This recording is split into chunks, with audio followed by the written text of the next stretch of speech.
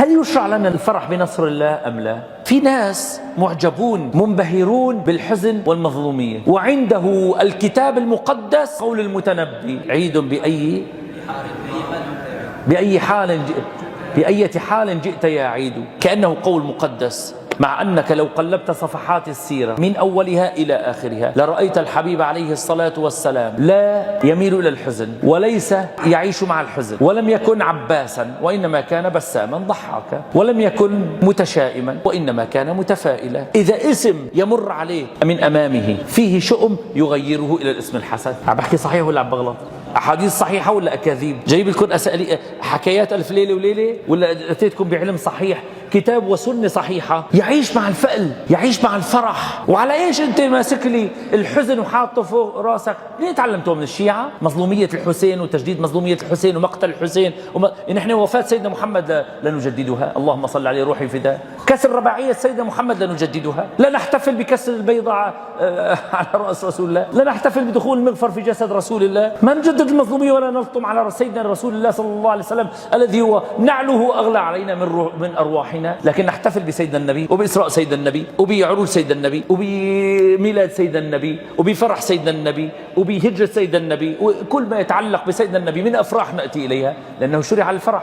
وعندنا حديث الصحيحين لما دخل المدينة فرأى اليهود يصومون عاشوراء قال: ما هذا؟ قال: يوم صالح نجى الله فيه موسى من عدوه. يا سلام، فرح في يوم نجاة موسى من عدوه، ونحن سنفرح في يوم نجاتنا من بشار أسد. اللي غلطانين رد علي. هذا مو استنباطي، هذا استنباط الحافظ بن حجر. نحن سنفرح يا سيدي، نحن عندنا الفرح في يوم تحرير سوريا دين نلقى الله تعالى به، لأنه شرع تجديد الفرح عند النصر. اللي غلطان يلا، اللي غلطان دين، هذا دين. شكر الله تعالى تجديد النعمة عند كل دوران موسم لها دين. دخل النبي صلى الله عليه وسلم المدينة فرأى اليهود يصومون قال: أنا أحق بموسى منكم. شكر الله تعالى نحن أحق به. كل ما صار عندنا فرح نجدده من العام الذي يا رب لك الحمد. لكن كيف يجدد؟